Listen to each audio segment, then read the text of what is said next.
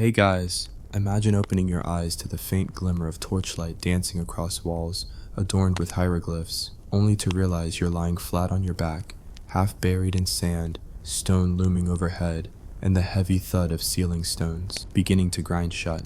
That 10-second moment where disbelief and sheer panic collide, that's the moment we're living in today. Before you get comfortable, please hit like and subscribe, but only if you truly enjoy what I do. Drop a comment telling me where you're tuning in from and what time it is for you. It's always fascinating to see who's joining us from around the world. Now, dim the lights, maybe turn on a fan for that soft background hum, and let's dive together into today's journey. Part 1. The Unwelcome Awakening.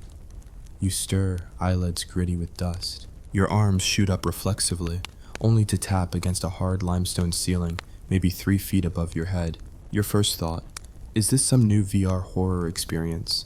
Then you remember, you're in an actual pharaoh's tomb, and someone definitely did not invite you to the after party. A simple trip to the local museum's basement exhibit took a weird turn when a collapsed passageway dumped you straight into some long-forgotten dead guy's real estate.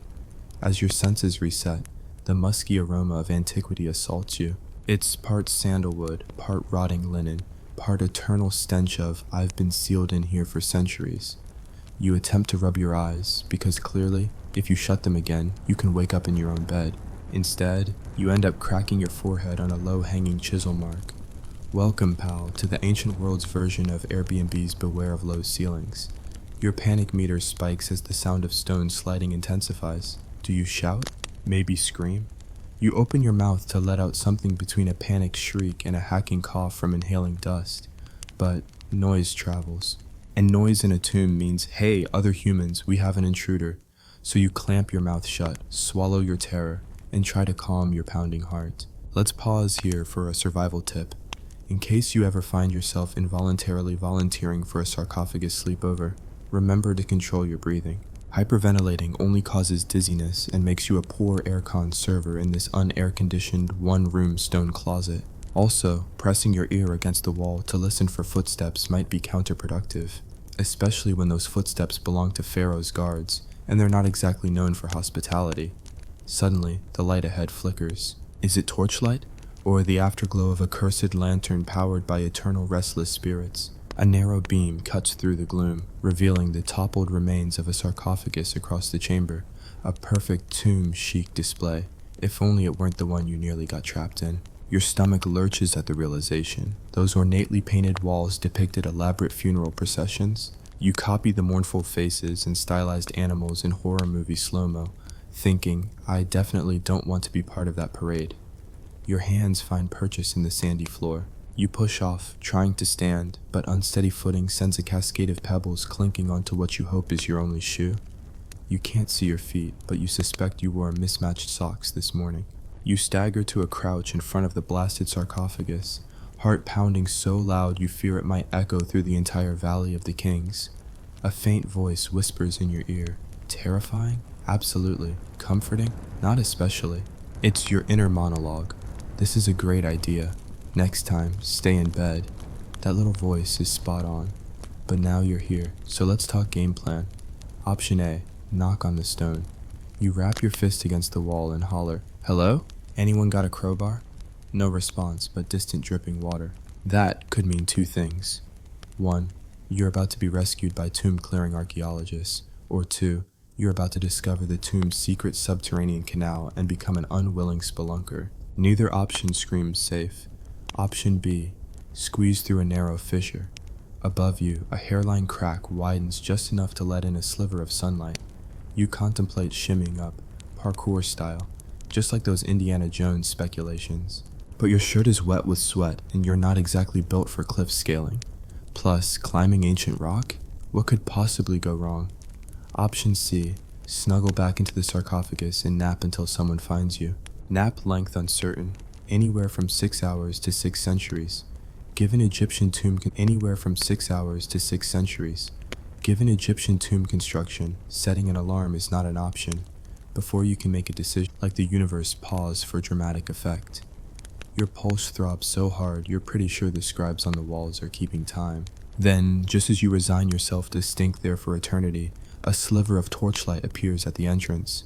The angle is all wrong. You're practically horizontal on the floor, but the silhouette of a sandal, slathered in dried mud, immediately distracts you.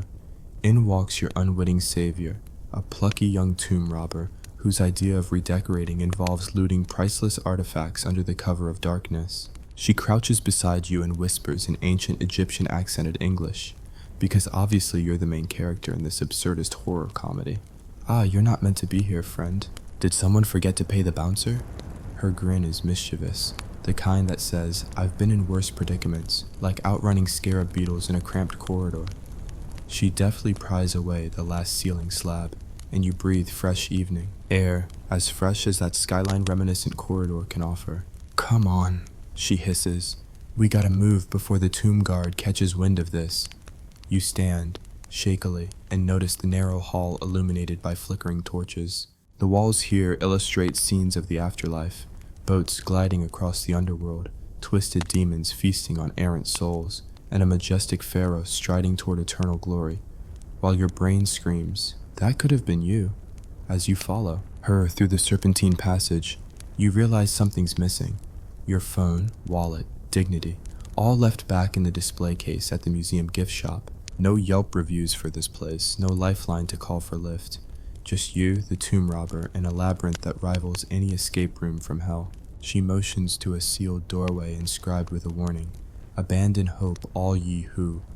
You fill in the ellipsis, forget to thank the pharaoh, or perhaps enter without an offering of dried figs. Doesn't really matter now. She taps a hidden latch, and the door swings open to reveal a broader chamber, and in the center, on a dais, sits a golden statuette of Anubis, jackal-headed god of the afterlife, looking every bit as judgmental as your high school English teacher on pop quiz day. Your stomach twists. This is the moment of truth. Will you grab the idol and risk awakening a curse, or will you sneak past hoping the floor doesn't open beneath your feet? Our tomb robber friend tips an imaginary hat. "After you, hero, don't mind the curses. They're mostly polite." You step forward, heart galloping, palms damp.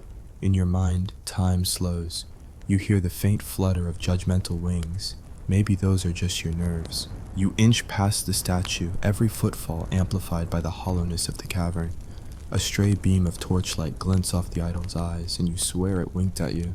But before you can fake a discreet yawn and start looting, a distant rumble shakes the chamber. Dust cascades from the ceiling.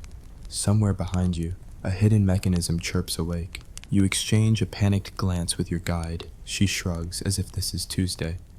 "Tombs love drama," she mutters. With a flick of her wrist, she tosses you a length of linen rope, likely pilfered from some funeral shroud. "Climb," she orders. You scramble onto the dais, knot the rope around a protruding stone, and ascend like a very uncoordinated spider. Above you, a small hatch opens to a ladder leading upward. Free air is within reach. You hoist yourself up and glance back once, into the amber glow of torchlight illuminating the jackal god's unimpressed stare. You're out. Except you're not really out. You're at the entrance to a secret tunnel leading God knows where, beneath the Giza Plateau. As you step onto the ladder, you realize two things. 1, you survive by sheer dumb luck. 2, this nightmare is just beginning. And that, friends, is where we leave you. On the precipice of doom, clutching ancient linen, surrounded by subterranean darkness, with only a snarky tomb robber and your own survival instincts to keep you company. Stay tuned, because in part 2 we'll explore how not to navigate booby-trapped corridors, negotiate with jackal-headed deities, and maybe, just maybe, find a way back to the surface without becoming mummified yourself. See you in a bit, if the ancient Egyptians don't get us first. You've just escaped the first act of your options don't get us first. You've just escaped the first act of your unwanted solo performance in Pharaoh Amenhotep's subterranean funhouse, a confused marionette on a shaman's knot of linen rope. Your tomb-savvy guide is already disappearing down a narrow side passage, torchlight bobbing like a deranged firefly. As you clamber through the hatch and follow her, you can't help but admire the vaulting stone arches above, a graceful architecture more suited to a grand cathedral than a claustrophobic underworld highway. The walls here are frescoed with colorful depictions of fishermen hauling in fat catfish, a prehistoric seafood brag, and scribes frantically writing lists. Lists of what exactly? Grain quotas, tax evaders, lost tomb robbers. You can only guess. Your companion motions you forward with a flick of her dusty hand. "Keep your voice down," she hisses with the subtlety of a sandstorm. "Not every chamber is unoccupied." You nod, attempting to hide the residual chatter in your throat, though the echo gives away every swallowed cough like a 10-ton boulder. Minutes? Or was it hours? When you're sprinting for your life through a series of right-angled turns in total darkness, time loses meaning. The torchlight in front of you wavers. The flicker creates dancing shadows that look like skeletal dancers performing a very exclusive afterlife rave. You wonder whether those hieroglyphs of gyrating hippos meant feast or party. Either way, you're not invited. Suddenly you skid to a halt. Your guide is peering at the floor. You follow her gaze, a grid of shallow depressions carved into the stone, each about the size of a human palm. Your foot hovers above one and you imagine the scenario. Step wrong, and ancient Egyptians get to laugh while you plunge into a shaft of doom. "Pressure plates," she mutters, eyeing the pattern as if it were a toddler's jigsaw puzzle. "Some genius thought this was a reasonable security measure. I prefer traps with fewer moving parts, like snakes." Your brain flashes back to that National Geographic special about cobra infestations and restricted tomb passages. You swallow hard. "So, how do we cross?" you whisper, recalling every childhood video game where floor tiles spelled instant death. She smirks. "Simple, watch me." She spots a starting depression at the far end of the corridor. With cat-like grace, considering she's wearing crumbling sandals, she bounds from stone to stone, avoiding depressions altogether. Each leap echoes like a raindrop in an empty well. You hold your breath, squinting to calculate the distance between safe spots. "Got it?" she says, landing soundlessly on the opposite platform. "I think so." You crouch low, then spring forward. Your foot lands solidly on stone. Success. You exhale, then immediately stomp onto the next one. You feel a slight click under your heel. Was it a good click or a trap arming click? You push on. The final jump lands you on a wider slab, and the corridor behind you rumbles. You glance back in terror. One of the depressions has sunk below the floor level, revealing a yawning pit filled with jagged spikes. As you watch, 2 more depressions slide away, shaking the ceiling overhead. "Nice work," your guide applauds dryly. "Some traps lock you in once you pass. Consider yourself officially vetted." Your heart pounds so vigorously, you're certain the vibrations will topple ancient masonry. Still, you press on, eager to prove your failures are behind you. Soon, you enter a vaulted chamber illuminated by 4 torches set into the walls. In the center rests a massive stone door covered in inscrutable hieroglyphs. The door's surface is divided into 4 rotating discs that click ominously when touched. "Puzzle time," your guide announces cheerfully. Pharaoh's idea of a good joke. You step closer, examining the discs. Each is etched with symbols: a scarab, a lotus flower, a falcon, and an ankh. Next to the door, a wall carving depicts 4 figures, presumably deities, each holding an object that matches these symbols. But the carving is incomplete. The ankh-bearing figure's head is chipped off, and the lotus-bearer's arm is weathered to nothing. "Classic," you mutter. "Half the clue's gone." She squints at the relief. "I learned this in art school. Art vandalism is the worst." She taps the scarab disc to the right and the door shudders. A rumble echoes down the corridor. "Haha, no." A rumble echoes down the corridor. "Haha, no, that's wrong." You decide to try a random combination, because it's backward. You realize you've actually opened a hidden sarcophagus lid on the floor. A rancid smell escapes from the newly revealed coffin. You're about to back away politely when a skeletal hand protrudes, sending bone fragments skittering across the rock. "Thanks," you exhale, "for that gift." She rolls her eyes and snaps the lid shut. "No, door puzzle, not coffin puzzle. Let's focus." After several false starts and a lot of finger jamming between discs, you find the correct sequence: scarab, ankh, falcon, lotus. The heavy door grinds upward, revealing a narrow shaft lined with carved niches containing unguent jars. You step inside. The door slams behind you with a reverberation that would send a stage curtain flying. You glance back in vain. It's immovable. No retreat. Before you can fret, the floor vibrates. A low hum grows to a metallic screech. You dart forward as metal plates emerge from the floor on either side, walls of blades sliding toward the center. A hidden voice crackling through a concealed speaker, or maybe it's ancient acoustics, intones, "Who dares disturb the pharaoh's remainder?" You freeze. The blades are half closed. Your guide cackles. I think he meant remains. They have a sense of humor up here. She pulls a small metal pin from one of the jars and flings it at the wall. The ceiling above opens, disgorging a cascade of fine sand that gushes into the corridor behind you. The sand floods around the blades, jamming them just enough to halt their descent. You exhale in relief as the noise subsides. You think water would have been more practical? You pant. She grabs your arm and hauls you upward through the opening. You emerge into another hallway, sweat-drenched and heart-pounding. The corridor widens into a chamber dominated by a massive pool of dark water, an underground lake reflecting flickering torches. You can't see the bottom. Subterranean canal, she mutters, scanning the horizon. Shortcut to the Nile. Your mouth goes dry. Shortcut, or swimming lesson with piranhas. She offers a mock bow. Come on, Olympic champion. She dives off a ledge into the water with the grace of a delusional sea goddess. You peer over the edge. Visibility is near zero. You spot a narrow platform jutting out about 5 feet above the surface, likely a dry ledge you can reach with a running start. You pace back for momentum, sprint and leap, groaning as your fingertips graze the edge. You catch hold, pull yourself up, and tumble onto the platform. From here, you sprint along the ledge, hugging the damp stone wall as the water laps below. Every splash sounds like an angry caw frog. Eventually, you find a narrow boat tied to a post, one of those shallow, ancient skiffs carved from a single piece of wood. Row, your guide commands, handing you an oar. Keep it steady or you'll end up breakfast for whatever lives down here. You clamber in and start paddling. The boat glides silently through the subterranean canal, distant torchlight shrinking to pinpricks. The air is musty, and your reflection in the still water, or what you presume is your reflection, looks like a drowned raccoon. Behind you, the narrow tunnel opens into a cavernous space where countless boats ride water, curving to angles your brain refuses to register. The walls are lined with niches holding more jars, most broken, some intact. Cobwebs cascade like drapes.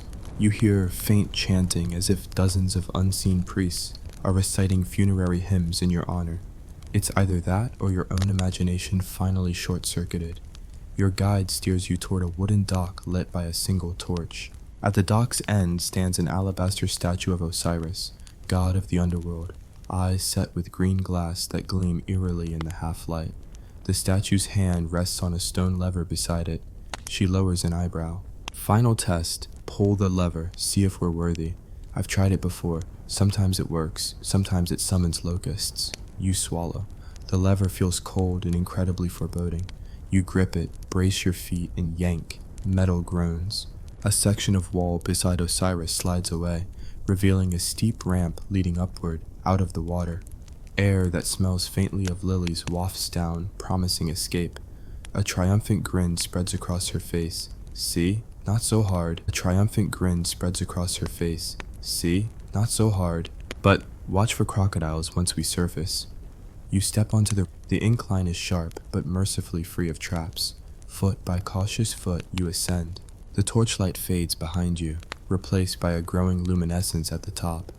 At the summit, you emerge onto a stone veranda overlooking a hidden courtyard carved into the heart of a limestone ridge. Moonlight filters through a narrow slit in the ceiling, illuminating dancing motes of dust.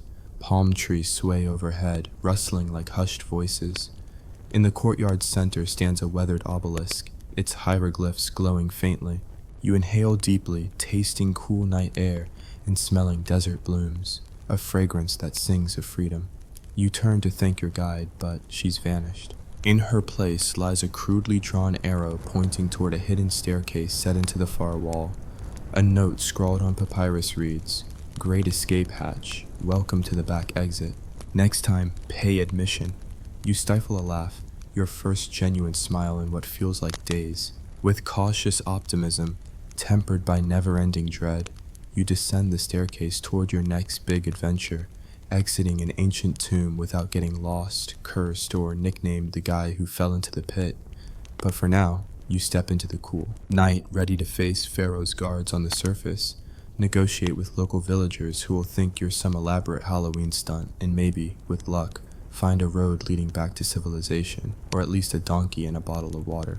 Tune in for part 3, where we'll tackle negotiating with suspicious camel drivers, deciphering hieroglyphic road signs, and possibly celebrating your miraculous return to the land of the living, assuming you don't trip over your own feet first. Stay tuned, the nightmare is far from over. Moonlight, fresh air, and the suspicious rustle of date palms. If you've made it this far, congratulations. You've successfully dodged death by spike pit, ancient water canals, possibly sentient scarab swarms, and the relentless judgment of a jackal-headed god statue. But don't get cocky.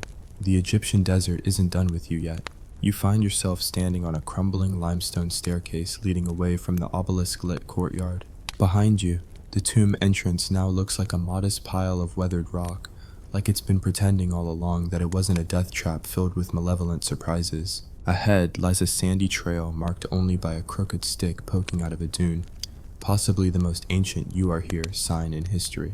Your papyrus note is still clutched in one clammy hand. Next time, pay admission. Charming. You scan the surroundings, no sign of your tomb robber guide. She's vanished like your dignity during that pressure plate shuffle. You briefly consider shouting her name, if you knew it. Hey, Cleopatra? You try, nothing. Just the whisper of wind stirring grains of sand, and something that might be a vulture snickering overhead. Survival. Tip number 9. In ancient Egypt, being alone in the desert at night ranks somewhere between drinking Nile water downstream from a hippo bath and picking a fight with a Medjay guard in terms of terrible ideas. A new problem presents itself. You're still dressed for an air-conditioned museum visit, cargo shorts, a novelty I Heart's Mummies t-shirt, and one sandal you lost during the rope climb. Not exactly optimal for trudging through endless dunes. The wind picks up and you realize with a chill that desert nights are cold. Not kind of chilly, not brisk, freezing. The movies lied to you, friend. The Sahara isn't some soft, balmy expanse where lost travelers stroll dramatically by starlight. It's an icebox with a sand infestation, and you're now one poorly timed ankle sprain away from being a future archaeological mystery. Desert night. Rule number 1. Keep moving or freeze where you stand and become part of the scenery.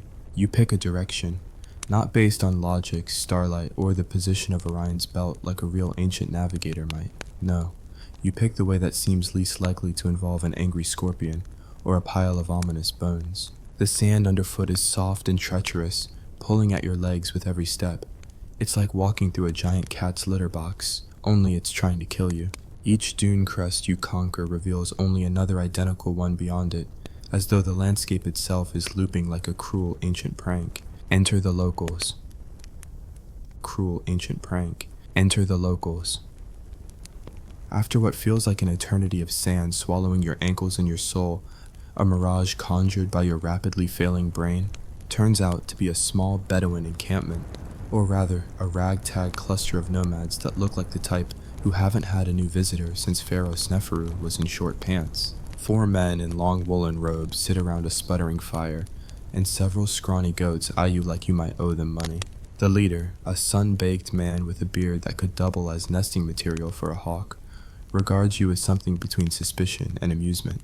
He points at your sandalless foot, then at your cargo shorts. He speaks, but your 3 years of high school Spanish are of precisely zero help. You try your luck. English? French? Ancient Egyptian.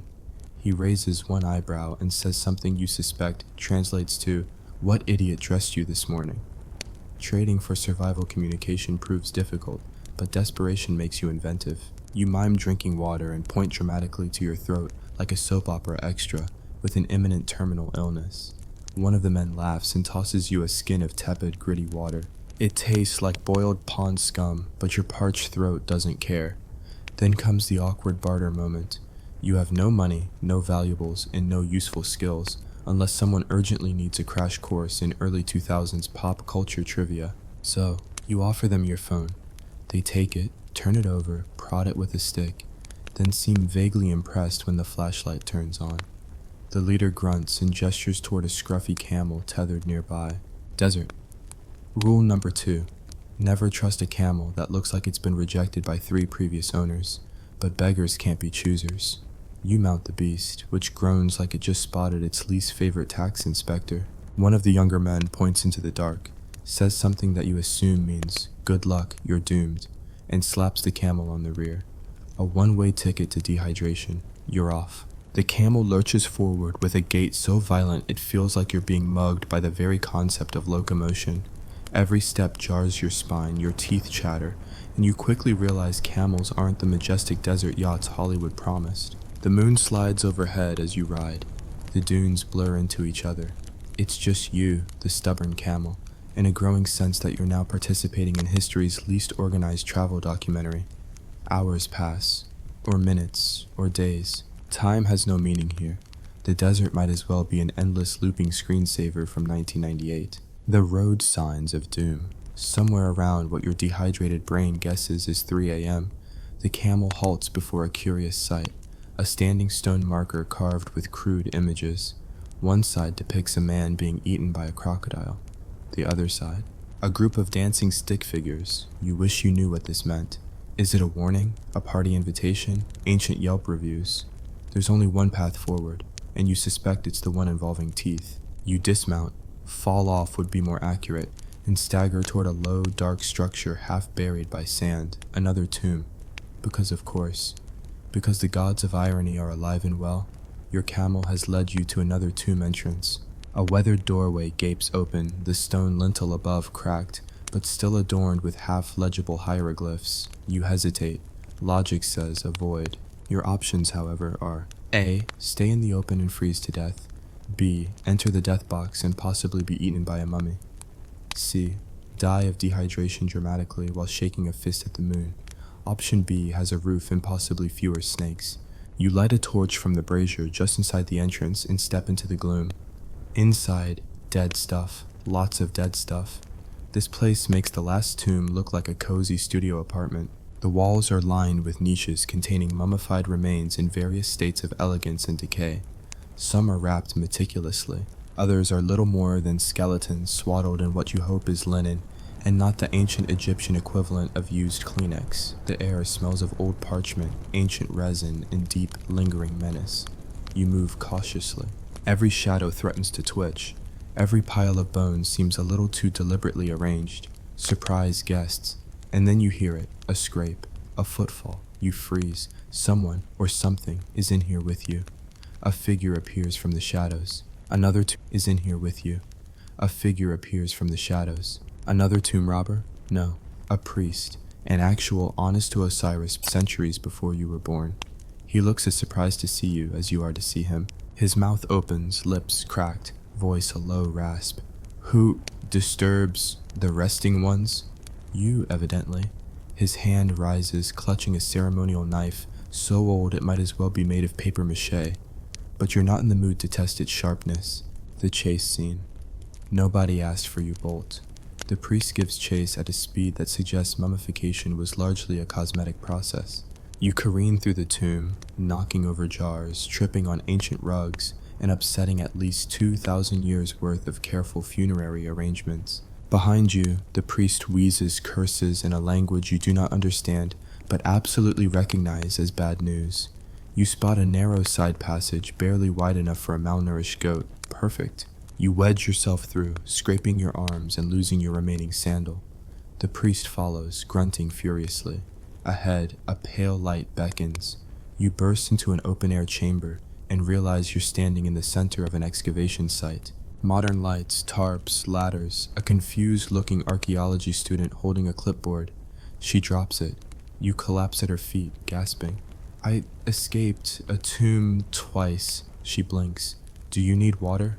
You nod, and that's where part 3 ends. Stay tuned for part 4, where you'll try to explain yourself to highly skeptical Egyptologists, dodge modern legal charges for tomb robbery, and hopefully get yourself on the next flight back to a world where history can stay in museums where it belongs. We're not done yet.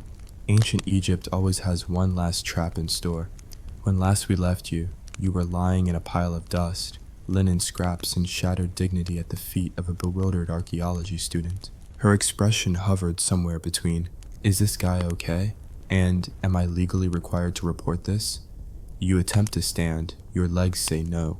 Your remaining sandal has vanished into the annals of forgotten history, and your hair is crusted with centuries of tomb dust.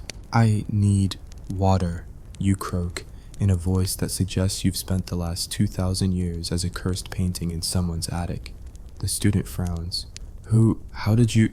What tomb did you just come out of?" "That site's been sealed since forever." You glance over your shoulder at the tunnel you crawled from.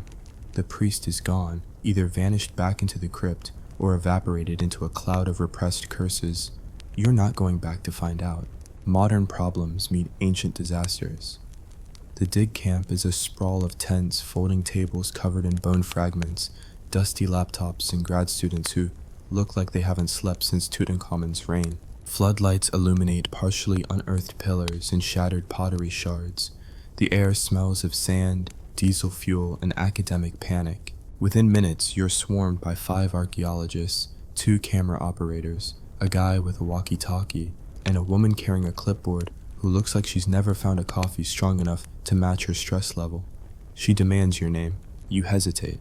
Technically, your last recorded interaction with the outside world involved a museum gift shop, a can of Diet Coke, and a decision you now deeply regret. Giving your real name feels unwise, so you mumble, John Smith, yes, John Smith." The clipboard lady narrows her eyes like you've personally insulted her ancestors. Question time. They pepper you with questions. Where did you come from? How did you get into the tomb? Were you alone? What artifacts did you touch? Did you damage the 3rd Dynasty panel? Is that ancient linen stuck to your shoe? You're barely coherent, mostly gesturing vaguely toward the dunes and muttering something about a rogue camel. They're scribbling notes and muttering academic jargon like unregistered site entry, unprecedented breach, and possible criminal charges. A grizzled Egyptologist with a beard that deserves its own zip code peers at you. Did you touch the Anubis idol? You feel a cold sweat bloom. Well, define touch. The old man shudders. There's a reason we leave those alone, you know? Health hazards and historical crimes. They escort you to a makeshift first aid tent. A medic swabs your cuts with something that feels like liquid fire. He sniffs at you. You smell like embalming resin and limestone. Been grave robbing? You don't dignify it with a response. While you're being bandaged, 2 uniformed men arrive. The local antiquities police. Clipboard lady wastes no time filing a verbal report that paints you as a reckless interloper, a looter, possibly a time-traveling curse vector. The lead officer looks you up and down. Your story better be good, my friend. Tomb raiding carries heavy penalties. You think about telling the truth, that you woke up in a sealed tomb, escaped spike traps and pressure plates, negotiated with a snarky tomb robber, swam through an underground canal, fled a partially mummified priest. Yeah, that won't help. The diplomatic approach. You lean into irony. Honestly, I got lost on the way to the restroom at the museum. No one laughs. Clipboard lady huffs. We'll need to notify the Antiquities Ministry. There's paperwork. Lots of it. Meanwhile, the curse begins. As if on cue, one of the dig assistants comes sprinting toward camp from the excavation pit, pale as linen. The sarcophagus lid. It moved. Everyone stares. He doubles down. I swear. I was logging inventory when it shifted. I didn't touch it. You consider slipping away unnoticed, but you're physically incapable of stealth at this point.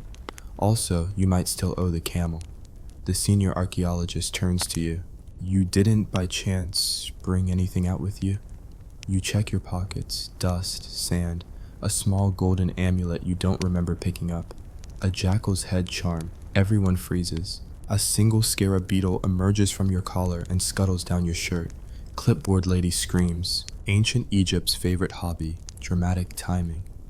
In the distance, a sandstorm begins brewing, the kind that makes entire expeditions disappear into legend.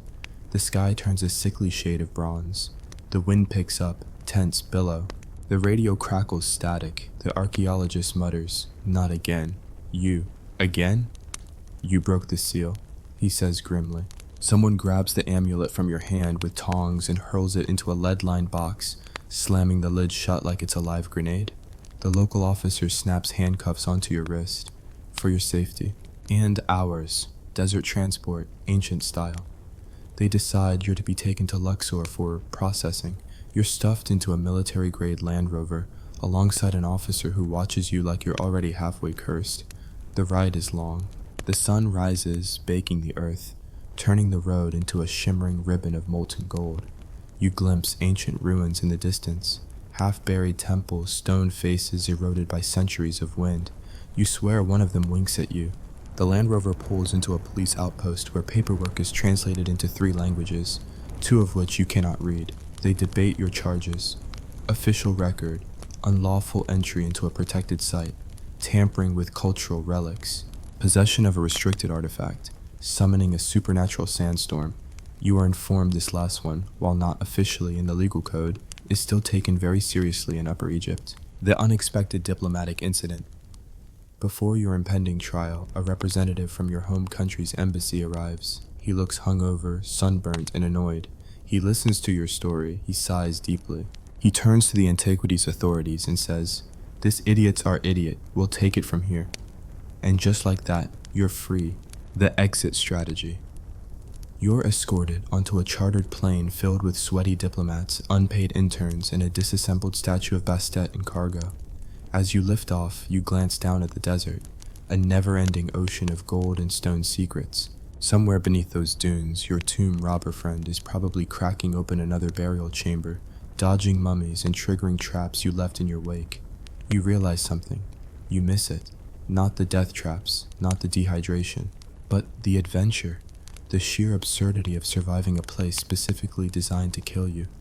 3,000 years before you were born. You reach into your pocket, intending to check your phone, and pull out another tiny artifact, a bronze ring bearing the sigil of Anubis. You stare at it. The plane jolts. The stewardess says something cheerful in a language you don't recognize. You smirk. Here we go again. Fade out. Imagine waking up, head pounding from whatever passes for medieval ale, and realizing your house is on fire. Your neighbors are screaming, and there's a man built like a disgruntled ox kicking in your door, with an axe the size of your torso. That sudden moment when your brain says, "This isn't a drill." Yeah, we're living that today. Part 1. The morning you didn't know would be your last. You wake up. It's not a pleasant wake up.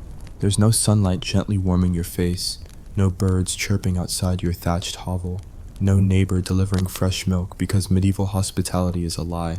Instead, you're dragged into consciousness by the unholy racket of screaming, clanging metal, and the unmistakable sound of something wooden splintering under the weight of a warhammer.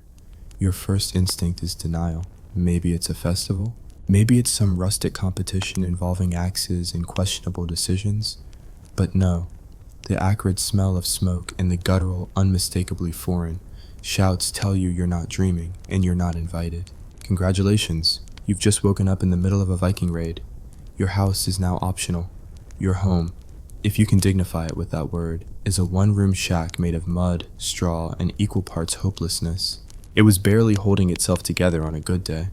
Now it's doing a fantastic job of being flammable. You roll off your bed, a pile of dirty hay that smells faintly of goat urine, and land face first in something wet. Is it spilled beer? Water? The bodily fluids of a panicked chicken? Unclear, no time to investigate. Your eyes dart to the door just in time to see it bulge inward. A Viking axe punches through the wood like it's butter. You shriek, possibly louder than you intended, but there's no time for shame. The axe yanks back and a face appears, broad, bearded, eyes gleaming with the gleeful madness of a man who enjoys setting things on fire for fun. Rule number 1 of Viking raids: nobody cares about your feelings. You scramble out the back, not through a door, mind you, but through a hole your family's pig has been digging for the last 3 weeks. You'd meant to fill it in. Turns out pigs know things. You belly crawl through mud and dung, burst out behind your house, and immediately get tackled by your neighbor's terrified 8-year-old. He's sobbing incoherently about someone named Bjorn chopping his father in half. You, in your infinite wisdom, shove him off and run. The village is in chaos. Thatched roofs burn like kindling. People sprint in every direction, mostly the wrong one. And the Vikings? The Vikings are having the time of their lives. They move in a pack, armored and scavenged mail, heavy wool tunics, animal hides, and what appears to be the entire livestock budget of Denmark sewn into decorative pelts. Some wear helmets, most don't, and each one carries a weapon that would give your local blacksmith an inferiority complex. Rule number 2. If it's bigger than you, run your eyes land on the village blacksmith, old Osric, swinging a hammer the size of a goat at a Viking twice his mass. Osric lands a blow. The Viking laughs, punches Osric in the face, and resumes looting. You make a mental note. Bravery gets you nowhere here. The tavern is already a smoking ruin. The church bell rings once before a Viking throws a spear through the belfry window.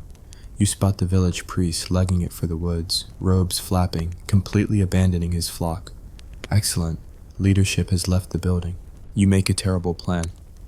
You naturally decide to head for the river. It's the only place that isn't actively on fire. The problem? Between you and the water are about 15 Vikings in a burning goat cart. You attempt stealth. You crouch. You slink along the fence line. You trip over a wheelbarrow and face plant into a patch of nettles. Welcome to the 9th century, where even the plants hate you. A Viking spots you. He bellows something in Old Norse that probably translates to free XP and gives chase. Running in the 800s is a whole experience. Your lungs burn, your legs wobble. You remember halfway through sprinting that you forgot your shoes. The ground is a mix of sharp stones, chicken bones, and the occasional bit of discarded ironmongery. Behind you, the Viking is gaining. Of course he is. The man's built like a siege engine and probably eats boiled boar for breakfast. You spot the miller's daughter diving into a haystack. Smart. You follow suit, both of you tumbling into scratchy, dust-choked safety. She clamps a hand over your mouth. You can hear the Viking stomp past, pausing to loot a corpse, and then lumbering on. The miller's daughter, Edda, whispers, "We're doomed." You nod. She says, "There's a boat on the river." You perk up. She adds, "It belongs to the Vikings." You deflate. Rule number 3. It's only stealing if you get caught. Desperation makes you bold.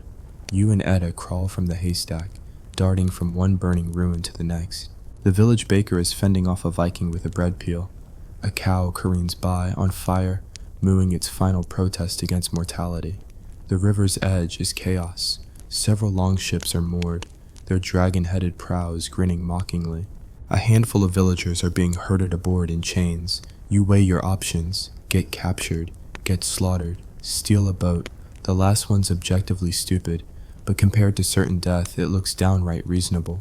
You nudge Edda. "We're taking that boat." She gives you a look that says, "I don't want to die next to you, but here we are." Vikings and their terrible security habits.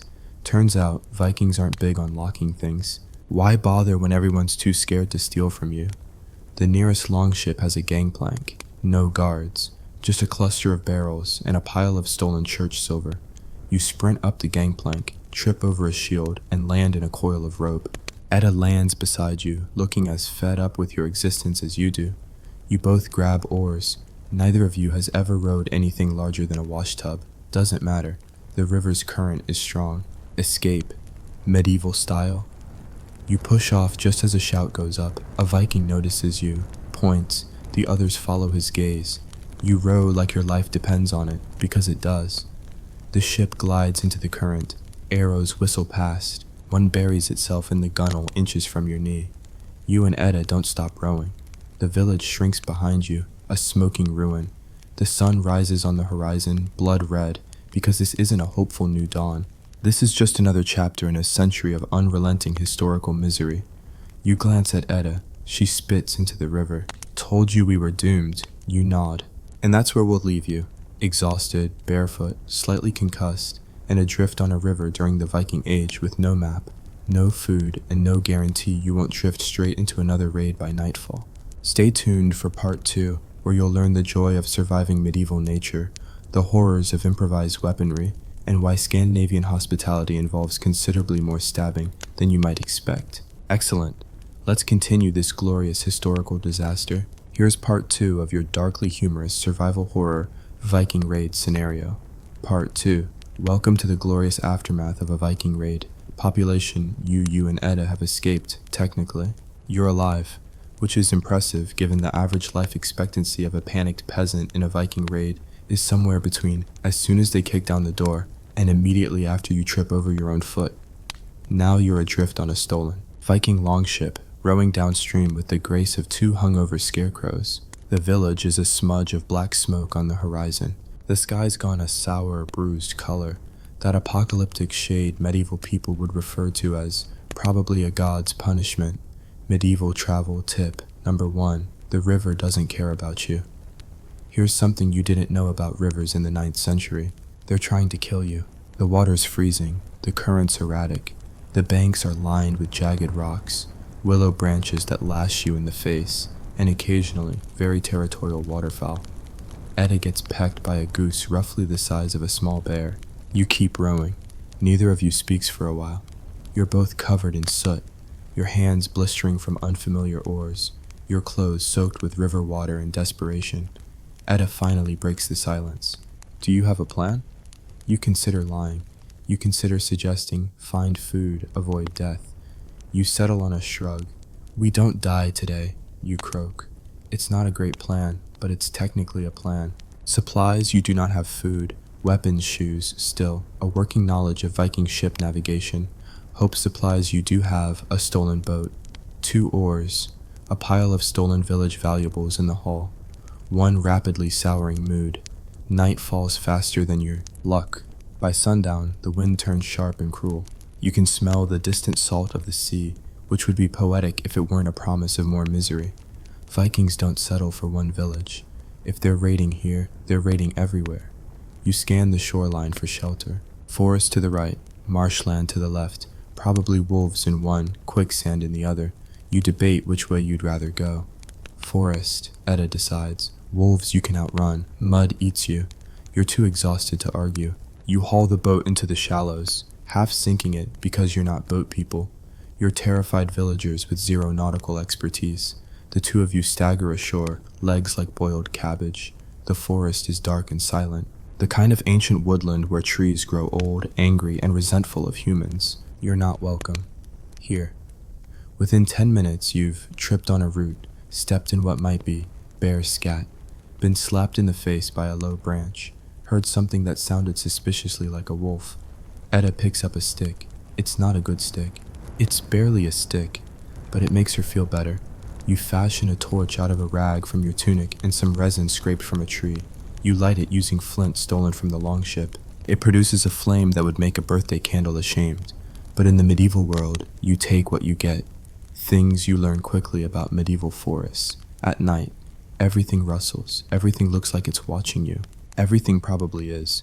You debate staying put versus moving deeper. Staying put feels like asking to be eaten by wolves. Moving feels like walking into a horror story. The first human you meet isn't a human, it's a scarecrow. A weathered, half-rotted figure propped up on a crude wooden frame in a clearing. Why is it here? Whose fields are these? Are those actual human teeth sewn into its grin? Yes, they are. Welcome to the 800s, where people leave cursed objects in the woods to ward off evil, and it mostly just makes everything worse. Etta looks at it. We're sleeping in a tree, you agree. The joy of tree-based camping. Neither of you have ever climbed a tree before. You attempt it with the athleticism of 2 overcooked potatoes. You manage to wedge yourselves into a forked branch 10 feet off the ground. It's wildly uncomfortable, sags under your combined weight, and creaks ominously every time you breathe. But it's high, and high means no wolves, probably. You take turns keeping watch. Every snap of a twig becomes a Viking patrol. Every hoot of an owl is a war horn. Every gust of wind is Ragnar, bloody Lodbrok himself, come to collect your spleen. You have nightmares, and rightly so. You dream of your village burning, of Etta vanishing, of the river swallowing you whole. You dream of a bearded giant whose axe sings when it swings. You wake before dawn with a start. Etta's already awake, pale and furious. Something took the boat, she growls. Of course it did. Nothing stays stolen for long in the Viking age.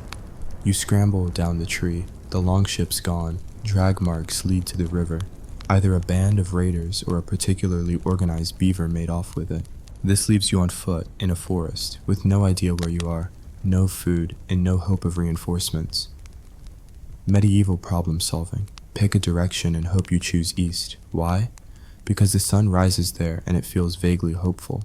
After an hour of tripping over roots and slapping mosquitoes the size of small birds, you find a trail. It's muddy, narrow, and smells like something died nearby, but it's human-made. Etta brightens. A road, you grimace, or a trap. Both things can be true. A friendly stranger appears, or does he? You meet your first person since the raid. A disheveled old man, missing most of his teeth, leaning on a gnarled walking stick. He eyes you both. Raiders? You nod. He spits. Good, less competition. Fantastic. He offers to guide you to the nearest settlement. You know this is probably a terrible idea. He could be a bandit, or worse, someone with a long, pointless story to tell. But you have no choice. What you learn on the way. The man's name is Halvar. He lives alone in the woods because people are stupid. He claims to have fought in 6 wars. You suspect he started at least 4 of them. He thinks the best defense against Vikings is to cover yourself in pig dung and play dead. He also casually mentions the Vikings hit another village last night, slaughtered everyone, took the livestock, burned the church. Typical weekend. You realize your odds of finding refuge aren't great. The nearest safe place is 20 miles away. Halvar points to a hill. That way, village called Hrafnvik. Walls, men with swords. You'll die slower there. Great sales pitch. You thank him. He vanishes into the undergrowth like a sinister gnome. By nightfall, you wish you'd chosen death. You've been bitten by 2 types of insect you don't even have names for. Found a dead deer covered in flies, stepped in a bog. Been chased by a very territorial swan. Your stomach's eating itself. Edda's limping. Your face is sunburned. You look like survivors of a disaster movie made by people who hate happy endings. And somewhere ahead, a bell tolls. You spot lights. Smoke. A settlement. You might survive another day. You limp toward it. Edda whispers, "If they have soup, I'm marrying whoever owns it." You nod. Because it's the 800s. Soup is as close to romance as you're getting. To be continued. Part 3 coming next, where you'll find out what happens when 2 half-dead refugees stumble into a paranoid medieval village, try to pass as respectable people, and immediately fail. Plus, an unsettling church, a suspicious elder, and a horrifying Viking rumor about what happens to the villages they leave alive. Part 3. Welcome to Hrafnvik, where paranoia is the local religion. You and Edda limp toward the gates of Hrafnvik, a settlement that looks exactly how you'd imagine a paranoid 9th century village would. Crooked wooden palisades leaning like they regret being built, a muddy ditch meant to deter invaders, or at least trip them long enough to be stabbed, and a single watchtower manned by a man too old to stand but too stubborn to die. The bell tolls again. Not for a church service. You know the sound of a somebody's about to die bell by now. The villagers peer over the walls like nervous owls. Edda raises a hand. "We're not raiders," she croaks. You're covered in dirt, blood, ash, and unidentifiable fluids. You look like exactly the kind of half-feral raider advanced scouts their grandmothers warned them about. The gate doesn't open. A voice calls down, rough as gravel. "Prove you ain't Vikings." "How?" you shout. "Vikings don't know the Lord's Prayer." You and Edda exchange glances. Neither of you actually knows the Lord's Prayer, because the village priest mostly spent sermons ranting about pigs as agents of the devil. You improvise. You both mutter something about God's light, mercy, sheep, and bread. Edda throws in the phrase, "May the swans of heaven peck your enemies' eyes." It sounds convincingly medieval. There's a pause, then a muttered, "Good enough," and the gate creaks open. Inside, worse than expected. Hrafnvik smells like wet animal. Mud, smoke, sweat, and despair. Villagers eye you like you're plague carriers, which you might be at this point. A wiry old man with a stick, because authority figures in medieval Europe are always wiry old men with sticks, shuffles up. He's the elder. You can tell because his beard is long, his eyebrows are aggressive, and he has the default expression of someone who stopped trusting humanity 40 years ago. "Name yourselves," he demands. You hesitate. Edda pipes up. "I'm Edda." "He's, Torfin." You shoot her a look. She hisses. "It sounds less pathetic than your actual name." "Fair." The elder eyes you. "What village?" You mutter the name of your burned hometown. Silence falls. A young boy starts crying. A woman crosses herself. The elder grunts. You were raided. Not a question. You nod. Were they red banners? You vaguely remember a red cloth flapping on a longship's prow before you almost drowned. Yes. More silence. The rumor nobody wants to hear. The elder waves you toward the longhouse. You hobble in. The heat is suffocating. Smoke hang in the rafters. Several villagers, mostly old men, old women, and a few scrawny teens, stare at you. The elder sits, takes a swig of mead, and sighs. You've brought death to our doorstep. You frown. We escaped. He shakes his head. That's not how it works. Apparently there's a local belief, or maybe just pure medieval paranoia, that Viking bands mark survivors. They let a few slip away, so when those poor souls stagger into the next village, the raiders know where to attack next. It's a primitive tracking system built on the ancient principle of let's murder everyone nearby just in case. Edda swears. That's madness. Madness keeps you alive. An awful vote. The villagers debate. You and Edda are not invited to participate. Some argue to let you stay, some want to throw you out. A few suggest preemptively tying you to a tree and leaving you as an offering. An old woman votes to boil you both for soup.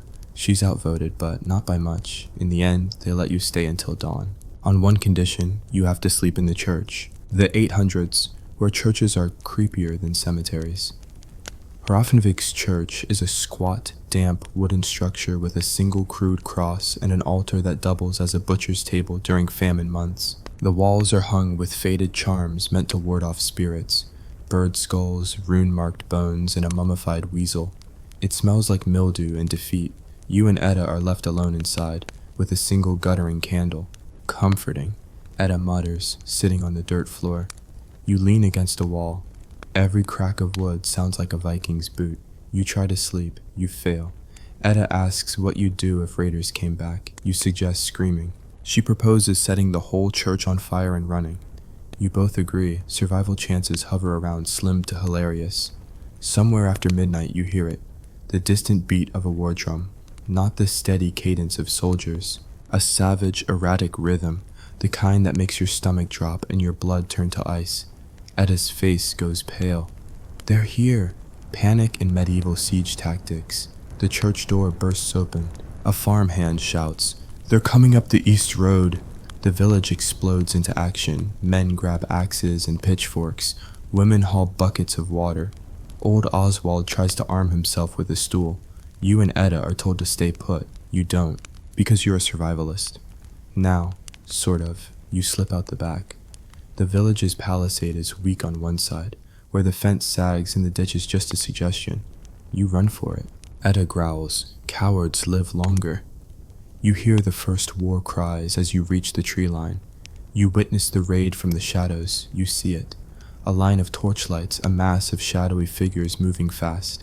The same red banners. You spot the leader, a bear of a man with hair like a haystack and a beard you could lose small animals in. He grins as the gates shudder under the assault. The village puts up a fight. For 5 full minutes they hold. Arrows fly, spears jab. One Viking takes a pitchfork to the chest and keeps coming, because apparently rage works better than armor. The elder fights like a demon. The stool-wielding old man brains one raider before getting skewered. You and Edda stay hidden. "We can't help," she whispers. "We'll die." You know she's right. By dawn, it's over Hrafnvik burns. Smoke coils into the sky. The sounds of slaughter fade. The raiders leave with captives, livestock, and everything that isn't nailed down. You and Edda remain in the woods, covered in soot and guilt. "That's 2 villages," she says hollowly. 2. You don't respond. You both know you're cursed. To be continued. Part 4 coming next, where you'll attempt to outrun your own legend, learn about medieval exile customs, encounter a 3rd village that really doesn't want you, and discover what the Vikings actually do with survivors. Spoiler, it's worse than death. Part 4. The only thing worse than a Viking raid is surviving 2 of them. At dawn, you and Edda emerge from the tree line like 2 haunted scarecrows. Your clothes are rags, your feet are blistered. You're covered in dirt, smoke, and old blood that may or may not be your own. Behind you, Hrafnvik is ash and ruin. The sky's choked with greasy smoke. Somewhere in that smoldering wreckage, people you just met last night are either dead or carted off to Odin knows where, and you're still standing, and starting to suspect that's the real curse. Edda coughs. Well, that went well. Neither of you laughs. You need a new plan. Problem is, it's the Viking Age.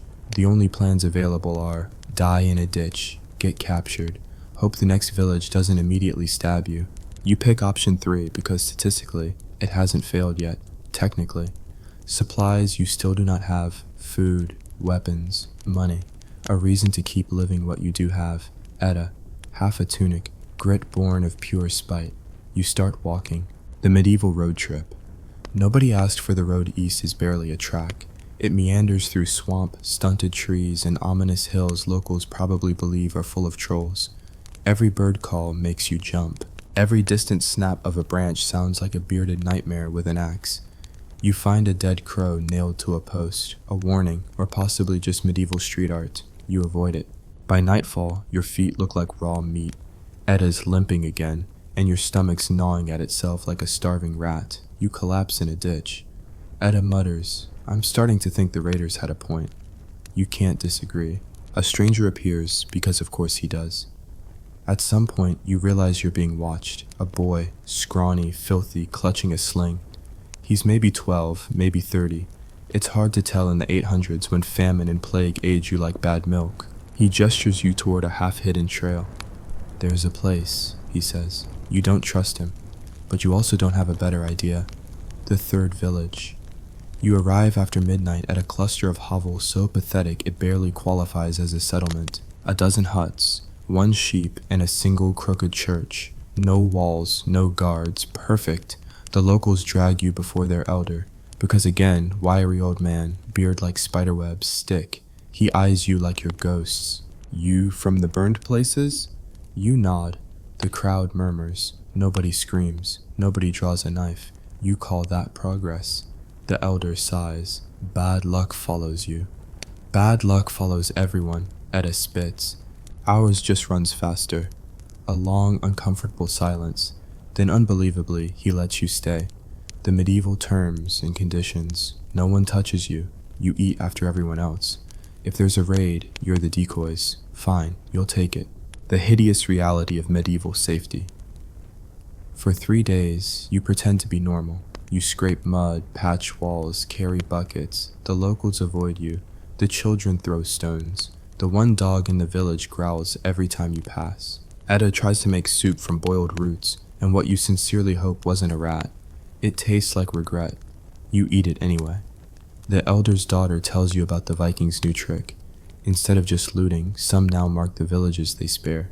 How? Nobody knows. A coin, a charm, a nail driven into a door. And weeks later, when everyone's relaxed, the raiders return. You start sleeping with one eye open, and then the rumors come on. The 5th night, a traveler arrives. A traitor, greasy and terrified. The Vikings are a day behind me, he gasps. 30 men, big fella with a hammer, red banners. Edda swears so viciously it curdles the milk. The village panics. You've seen this play before. They'll fight. They'll lose, and if you stay, you'll die. You grab Edda. We run now, but no third time. The last escape. You leave in the dead of night. No goodbyes, no torches, just a trail through the marsh, a stolen knife, and pure, undiluted terror. Behind you, the village bell tolls. Once, twice, the final decision. By dawn, you hit the coast. There's a fishing hut, empty, abandoned. Inside, a battered rowboat and a sack of dried fish. It smells like something died in it. It probably did. You and Edda don't hesitate. You push the boat into the surf. You row. The sea's cold, merciless, and endless. Somewhere to the east lies another land. Maybe better, maybe worse. But statistically, it cannot possibly be more on fire. You don't look back. The ending you earned. The coastline shrinks. The smell of smoke fades. For the first time in days, you can't hear war drums. Edda lies back in the boat, eyes closed. You stare at the horizon. You survived. It's not a victory. It's not even a life. It's a continuation. But in the 9th century, that's a miracle. The final thought.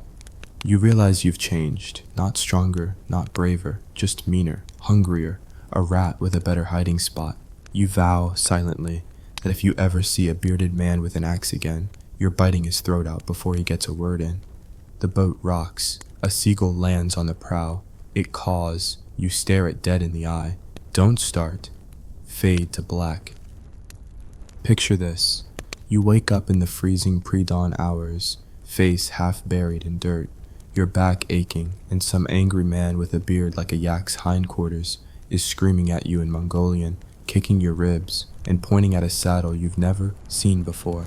You realize you're wearing animal skins, your hands are blistered, and you apparently now have a horse. Badly, because you've just woken up in the middle of Genghis Khan's army. Before you get comfortable, please hit like and subscribe, but only if you truly enjoy what I do. Drop a comment telling me where you're tuning in from and what time it is for you. It's always fascinating to see who's joining us from around the world. Now dim the lights, maybe turn on a fan for that soft background hum, and let's dive together into today's journey. Part 1. The morning you realize your property. You wake up to chaos, thousands of horses snorting in the freezing air, men shouting orders, the sharp metallic clang of weapons being checked and rechecked, a child screaming somewhere, and the relentless sound of hooves trampling the frost-bitten steppe. Your first clear thought is, I have no idea where I am. Your second thought is, why do I smell like goat?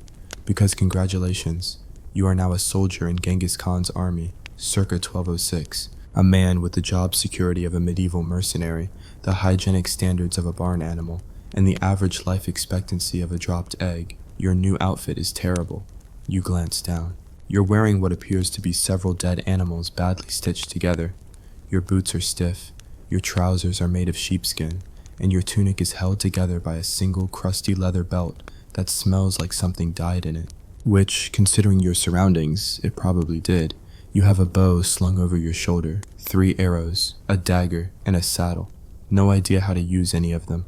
A man shouts at you. He's massive, his beard braided with bits of bone, and his face permanently scowled into disappointed father mode. You decide his name is probably Batar, because everyone here is named Batar. He gestures violently toward your horse. It's a shaggy, furious-looking creature, all teeth and bad attitude. You have no idea how to ride. He punches you in the shoulder and walks away. Lesson 1. Nobody cares about your feelings. The Mongol army isn't a democracy. It's a brutally efficient war machine. You're here because you were either conscripted, captured, or you made the fatal mistake of standing still while someone was counting heads. Either way, you belong to Genghis now. And here's the fun part. Mongol soldiers live in the saddle. You don't just ride a horse. You eat, sleep, and occasionally perform surgery on yourself while galloping at full speed across an unforgiving wasteland. There's no, I'm new here. There's no, can someone show me how to hold the reins? You figure it out, or you get left behind. And being left behind means dying alone in the steppe, which is basically history's least romantic way to go. Breakfast, boiled blood, and regret. You stagger toward a cluster of other soldiers squatting around a cooking pot. The smell hits you first, boiling something unholy, thick with fat and hair, and whatever bits of animal weren't deemed worthy of being called meat. A ladle is thrust into your hands. You sip. It's hot, it's salty. It might be yak blood, or horse, or wolf. It doesn't matter. This is breakfast, and dinner, and sometimes wound dressing. A boy about 12 years old grins at you through rotted teeth. Good, yes? He says in terrible Chinese. You nod, because what's the point of lying? Your options are this, or starving. Lesson 2. Your horse is more important than you. A grizzled man with one eye, who you mentally name Cyclops Beatar, inspects your horse. Good teeth, he grunts. Keep it alive. You're not important. Your horse is. Mongol strategy depends on speed, endurance, and archery from horseback. If your horse dies, you might as well dig your own grave. Mongol warriors carried 5 to 7 spare horses each. You have one. You are very replaceable. The morning ritual. War plans and insults. A shout echoes across the camp. You follow the others to a clearing where a man on a black horse, massive, armored, radiating "I will absolutely impale you" energy, addresses the troops. That's Genghis Khan, You can't understand a word he says, but you gather the gist. We're going to kill people. We'll take their things. Anyone who hesitates gets their head cut off. The men cheer like he just promised them all free ale. The Mongol army runs on three things: conquest, bloodlust, and unearned overconfidence. Someone punches you in the arm in camaraderie. You try to smile, but it comes out as a terrified grimace. Lesson 3. You're expected to be good at this. You're herded into a formation, men to your left and right, bows checked, arrows ready, horses restless. You look at your bow. It's a recurve bow, short, deadly, and designed to fire accurately while moving at breakneck speed. You've never shot one before. Too bad. The commander rides past. If you miss, he snarls in what sounds like perfect condescension, I will feed you to the wolves. Motivating. Your first target, a practice run, sort of. A group of terrified prisoners is led into the field. Bound, gagged. You realize this is how they practice archery. The order is given. The men around you loose their arrows with terrifying precision. Heads snap back, chests bloom red. Your hands shake. You draw. You fire. You miss. Nobody notices. Thank the gods. Lesson 4. Everything is disgusting. After a target practice comes maintenance. You clean weapons, groom horses, empty your boots of things that should not be in boots. Mongols urinate while riding, eat fermented mare's milk out of leather pouches, and share water with their animals. Hygiene is a suggestion. A man next to you scrapes dried blood from a saddle. You pretend not to gag. The march begins. When the sun's barely cleared the horizon, the army moves. Tens of thousands of hooves beat the earth. Dust clouds rise. The horizon disappears in a haze of movement. Your thighs burn, your back aches. The saddle is designed for function, not comfort.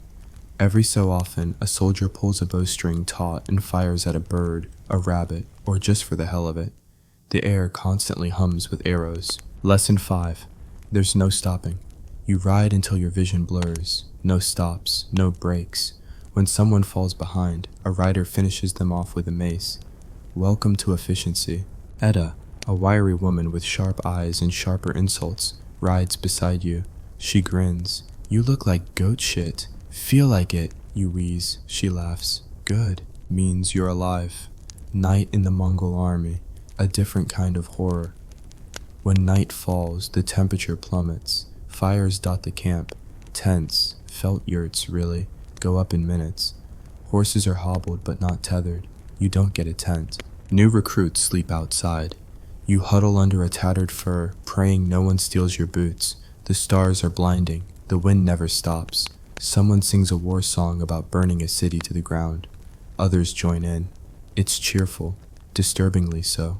Your future, war without end. You realize, somewhere between your third freeze shiver and your fifth blister, that this isn't a single campaign.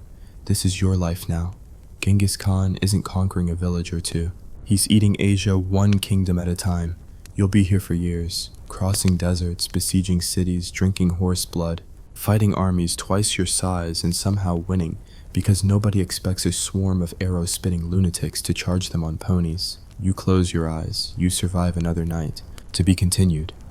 Part 2 coming next, where you'll survive your first real battle, experience medieval siege weapons, drink some truly alarming fermented liquids, and find out what Mongol soldiers do for fun. Spoiler, it's deeply upsetting.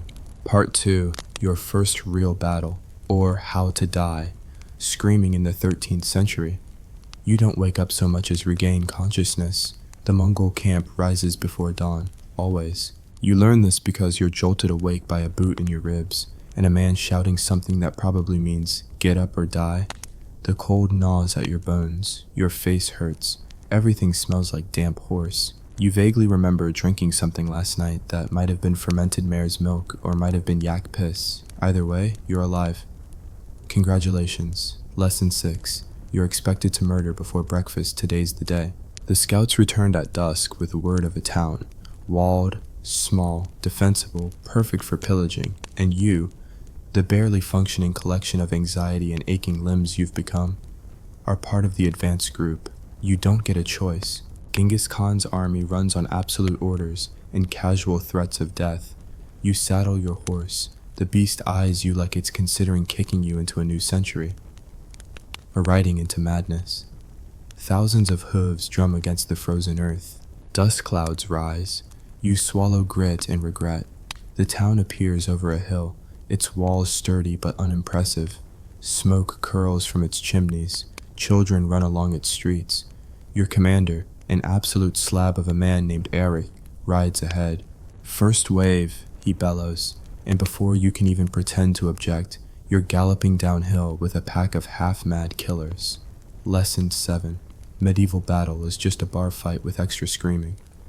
There's no strategy here, not for you. The Mongols use terrifyingly precise tactics, feigned retreats, encirclements, multi-pronged assaults. But you're a disposable pawn. You fire your bow at random, miss wildly. Arai rides by and roars with laughter. Better luck next life. The town's gates buckle. Siege engineers, who appeared from nowhere like medieval stage magicians, roll up a battering ram made from a tree you swear wasn't there 5 minutes ago. Arrows hail from the walls. One lodges in the man beside you. He falls with a noise like a dropped sack of potatoes. You realize this might be your last moment alive. You duck behind your horse. It immediately attempts to bite you. The wall comes down. After what feels like a week but is probably 10 minutes, the ram smashes the gate open. Chaos. Mongols flood in. Screaming townsfolk flee in every direction. The air fills with the unmistakable smell of blood, burning wood, and pure human panic. You're shoved into the melee. A man swings an axe at you. You panic, throw your bow at him, and trip over a corpse. Somehow, this works. He falls. Someone else finishes him off. You scramble for a sword. It's sticky. It's covered in something. You don't ask questions. Your first kill, technically. A young man lunges at you with a pitchfork. You flail. The sword catches him in the leg. He goes down shrieking. Another soldier, Edda, somehow still alive, rides by and spears him through the throat. "Next time, aim higher, city boy," she cackles. You feel sick, and then you realize you're not dead. Small victories. The looting begins. Within an hour, the town's a wreck. Fires roar. The streets run with mud and worse. Mongol soldiers strip valuables from corpses. They plunder homes, drag out food, and slaughter livestock. The surviving townsfolk, mostly women and children, are rounded up. Arai shouts something about sorting them later. You try not to look. Lesson 8. The Mongol army's morale boosters are horrifying. After a battle, the Mongols celebrate by drinking fermented horse milk until they vomit, wrestling each other into unconsciousness, and recounting kills like fishermen swapping fish stories. You don't join. You sit by a smoldering ruin, clutching your sword, shivering. Edda plops down beside you. "First time?" she asks. You nod. She hands you a pouch. It smells like curdled misery. "Drink." You do. It burns. It churns. You immediately regret everything about your life. Edda grins. Better than dying. Lesson 9. They make you learn siege tactics. After the victory party / waking nightmare, the army moves on. Next target's bigger. Walled city, stone fortifications, armed defenders. You're told you'll be assisting the siege engineers. Good news, you won't be in the first wave. Bad news, you'll be hauling parts of a siege tower. You learn, siege towers are heavy. Siege towers are unstable. Siege towers catch fire easily. Siege towers are basically the worst idea anyone ever had, unless you're on the outside. You spend a week hauling timber, dodging arrows, and occasionally using the tower for cover when the enemy catapults fling jars of burning oil. Lesson 10. You are replaceable. 3 men die next to you in a single afternoon. Nobody even asks their names. You learn quickly too. Keep your helmet on. Eat fast. Sleep lighter. Never volunteer for anything. You develop terrible coping mechanisms. You stop remembering the faces of the people you kill. You start naming your lice for entertainment. Your horse, which you've named Bastard, is now your best friend. You talk to him more than people.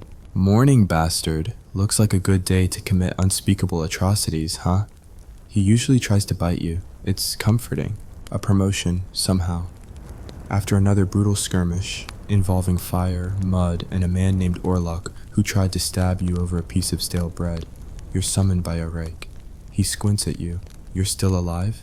You nod. Good. You're now in charge of latrine duty. Is it technically a promotion? Who knows?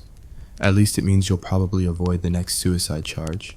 You learn Mongolian swear words.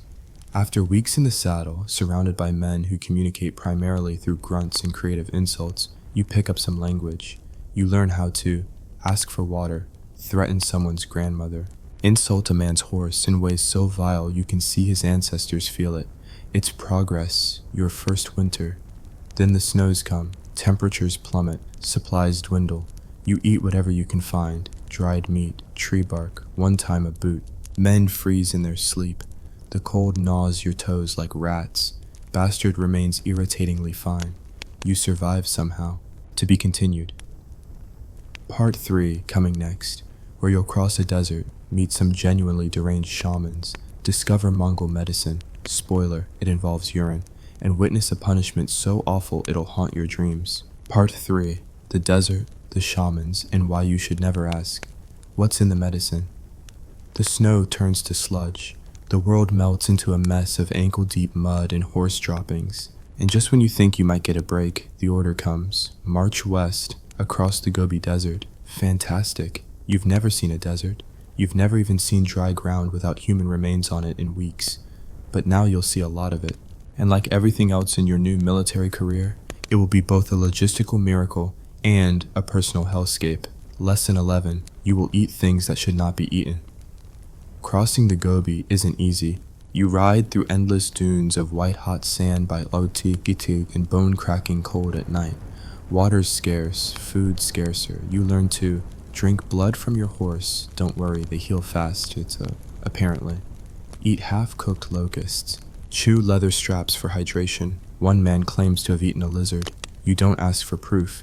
The army moves at a pace only achievable by people who sincerely believe that death is optional.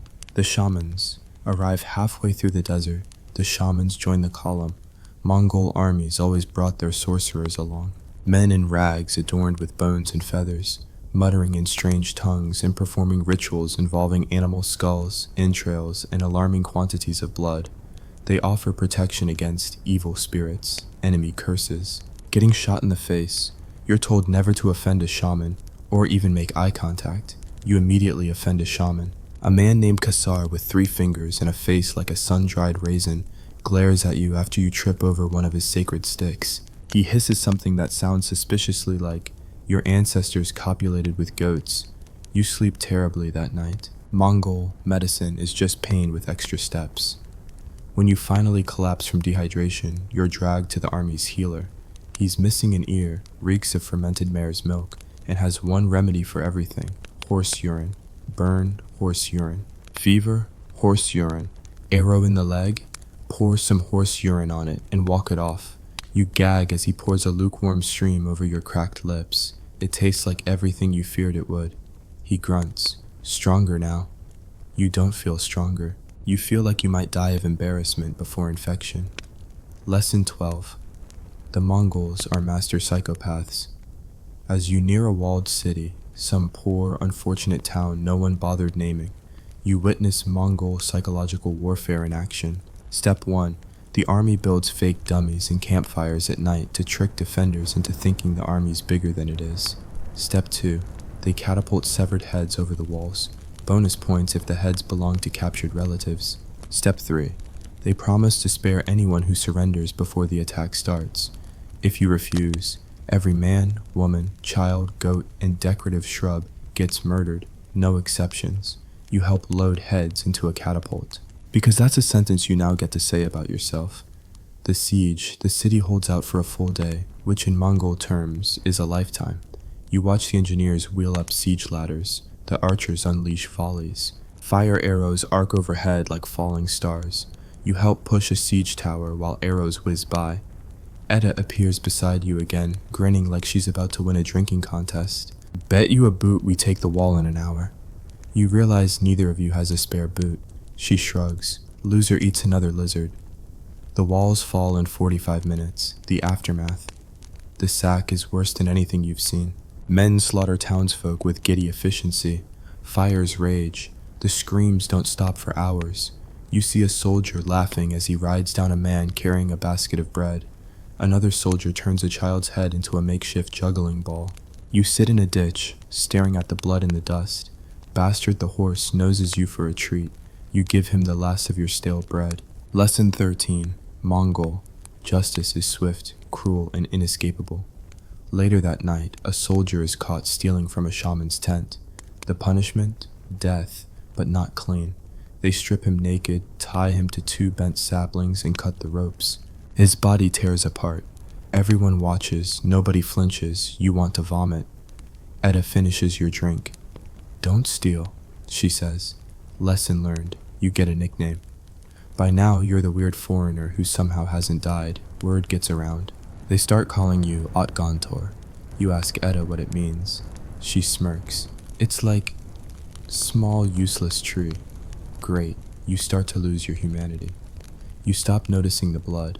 The screams become background noise. You catch yourself laughing at jokes about disembowelment. You realize you've stopped caring about names. You name your lice, you name your fleas, you talk to your horse more than people. The dead-eyed stare in your reflection says it all. You've adapted. To be continued. Part 4 coming next, where you'll survive a legendary massacre, witness Genghis Khan's terrifying war council, and get one last chance to escape this relentless, blood-soaked nightmare, or die trying. Part 4. The massacre, the council, and your last chance to escape. By now you've forgotten what clean feels like. Your clothes are stiff with grime and old blood. Your hair's an oily nest of lice. Your bowstrings frayed. Your boots are more whole than leather. And your soul? That fled weeks ago, somewhere between the head catapulting and the urine medicine. And now, because of course, you're marching to one of the largest massacres in human history. Lesson 14. The Mongols don't do small wars. Word spreads. The army's heading for Nishapur. It's a big city, wealthy, defiant, and worse. One of Genghis Khan's relatives was killed here, which means it's personal. The soldiers are giddy. There's talk of slaughtering every living thing inside the walls. Man, woman, child, pet, decorative plant. You pretend not to care. The march to Nishapur. You travel days through parched plains, the dust so thick you cough blood. Bodies litter the road. Prisoners from previous battles executed and left as warnings. Edda rides beside you. She's quiet now. No jokes, no insults, just dead eyes. The army swells as reinforcements arrive. Tens of thousands. Endless lines of horsemen, siege engineers, shamans. Even the Kishik, Genghis's elite bodyguards, appear. Faces like carved stone. Lesson 15. A war council is just a murder planning session. The night before the assault, the top commanders gather. You're not supposed to be near them, but you've learned how to hover close to avoid extra latrine duty. You hear the plan? Feigned retreat to lure the defenders out, encircle, cut them down, take the city, kill everyone. An advisor suggests sparing the artisans. Genghis nods. Everyone else dies. Simple, efficient, atrocious. The siege of Nishapur. At dawn, the Mongols attack. Catapults hurl boulders and flaming jars. Arrows blot out the sky. Walls crumble, defenders scream. The air smells of fire, sweat, and blood.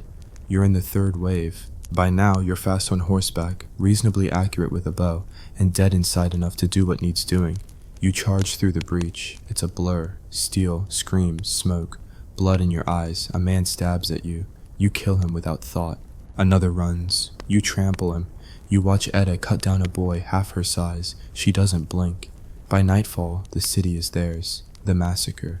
And then, the real horror starts. The order is given, kill everyone, and they do. Mongols swarm through the streets, houses set alight, people dragged from cellars, executed in squares, piles of corpses. You kill, not because you want to, because refusing is death. One by one, an old man, a woman, a child. You're shaking. You throw up behind the wall. Bastard the horse waits nearby, munching a severed cabbage. Lesson 16. No one's innocent in history. You realize something terrible. These aren't villains and victims. They're people. All of them. Some fought. Some begged. Some betrayed neighbors. Some laughed while others burned. History's not neat. It's a roaring, blood-soaked blur, and you're part of it. The aftermath. 40,000 dead. Maybe 70,000. Nobody counts accurately in the 1200s. The air reeks of death. The rivers run red. The city's razed. The Mongols build pyramids of skulls as a warning. You help stack them. You're numb now. The war council that night. Genghis Khan himself addresses the survivors. You stand at the edge of the gathering. He's broad, scarred, eyes gleaming like a predator's. He speaks in clipped, merciless tones. You catch one word over and over, Tengri, their god of the sky. He believes this is destiny. The soldiers cheer. You don't. Your chance. After the council, amidst the drunken madness and grim songs, Edda corners you. There's a caravan leaving at dawn, traitors, heading south. You blink. Deserters get executed, unless they don't get caught.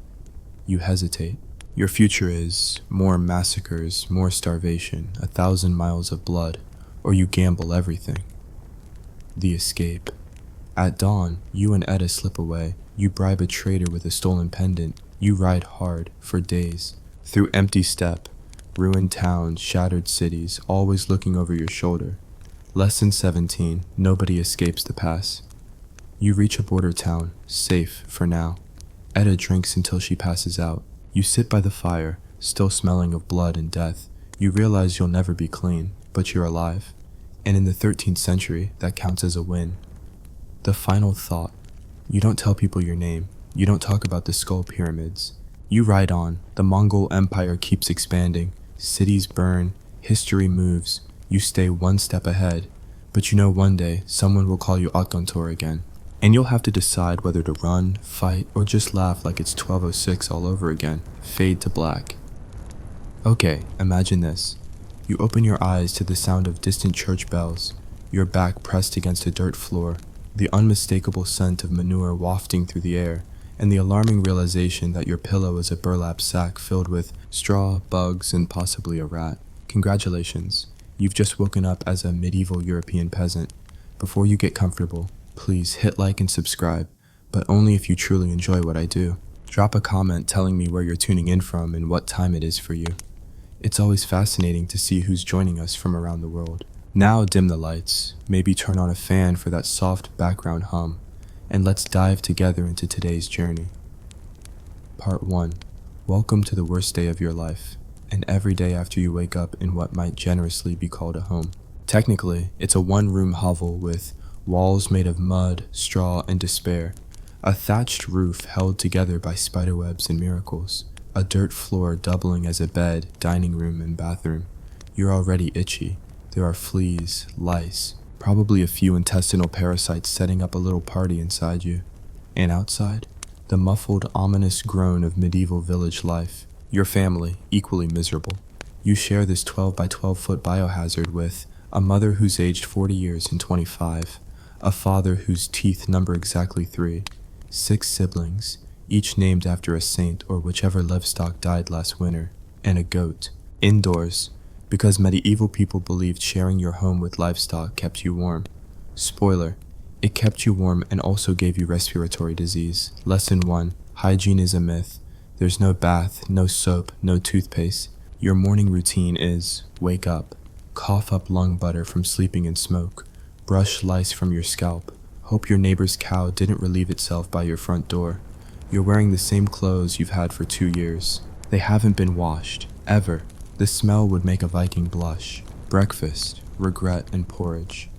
Your first meal of the day is gruel, a suspiciously gray paste made from boiled grains, water, and whatever edible root someone could steal from the landlord's field. Seasoning? Forget it. This is a land where salt is basically currency. If you're lucky, someone finds a wild onion and the entire household celebrates like it's the second coming. Lesson 2. Your property. You're not a free person. You're a serf, the legal equivalent of a particularly unproductive goat. Your lord owns the land, the forest, the river, the right to tax you for existing, and you, for some inexplicable reason, keep thanking him for it, because you're raised to believe this is normal. Work starts before the sun. By the time you choke down your porridge, the church bell clangs, a shrill, miserable sound announcing it's time to labor for a man who's never spoken your name. You trudge out into the fields past heaps of dung, skeletal dogs, and that one guy who always smells like fermented turnips. The fields stretch out like an endless carpet of mud. Your job? Digging, always digging. Either planting seeds, uprooting weeds, or burying the latest victim of medieval plague season. Lesson 3. The weather hates you.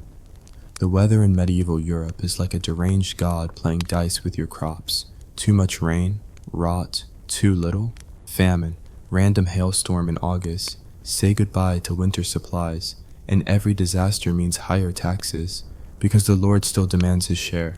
He doesn't care if your entire barley field drowned. Pay up. Lunch, same porridge, colder.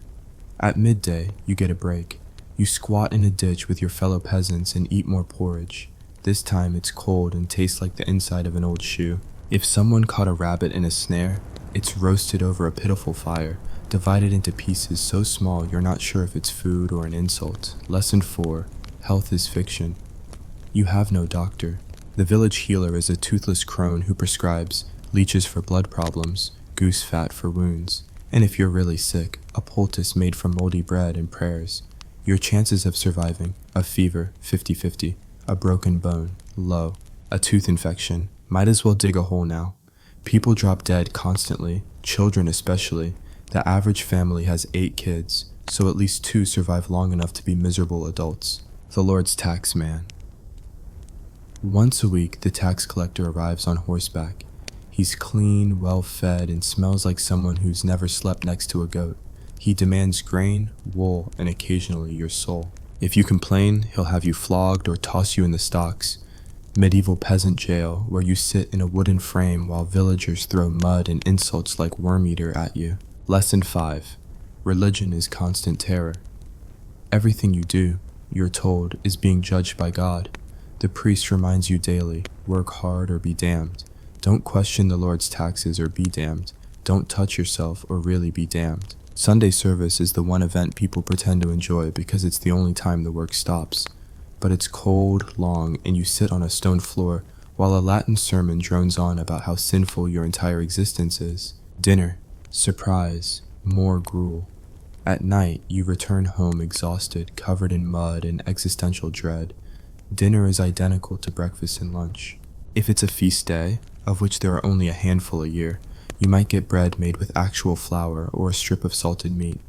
This is enough to spark a village-wide celebration because medieval standards are hilariously low. Nightfall, cold, rats, and existential dread. When the sun goes down, fires are doused to conserve fuel. Doors are barred against wolves, bandits, and demons. Yes, people believed in actual night demons. You curl up on the dirt floor with your family and livestock. Sleep isn't restful. There's always a baby crying, someone coughing, the goat chewing your hair, and the constant fear that a neighboring lord's army might ride through and burn everything down because they're bored, or because your lord insulted someone's beard. Lesson 6. No one lives long.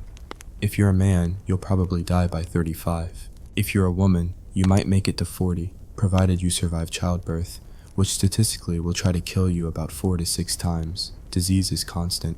The plague, dysentery, stomach flux, mysterious death by misfortune, midnight realization. Somewhere in the dark, it finally hits you. There's no escape. You'll work these fields until you collapse. Your children will inherit your debts. Your grave will be shallow and your name forgotten. And history will barely notice you existed. But for now, your biggest concern is whether there's a lice nest in your blanket. To be continued. Part 2 coming next, where you'll experience a medieval famine, public executions, terrible love affairs, and your first encounter with the plague. Part 2, famine, executions, and romance. Spoiler, it's still terrible. It's been a few weeks since you woke up in your medieval hellhole, and guess what? Things have somehow gotten worse. Lesson 7, the harvest fails, and so do you. Summer was bad. Autumn is worse. Rain has drowned half the crops. The barley's rotted, the turnips shriveled, and the wheat? The Lord's men already took most of it before it finished growing. You stand ankle-deep in mud, looking at a field of ruined grain, while your father mutters medieval swear words under his breath. Winter's coming, and famine with it. The grain store, a personal insult. At the center of the village is a granary, a fortified little hut where the Lord keeps his taxes. It's filled with sacks of grain you grew and aren't allowed to eat. You can smell it. While your family's meals have shrunk from thin porridge to literally boiling weeds in dirty water, you briefly consider stealing some. You remember the last guy who tried that. Lesson 8. Public executions are a social event.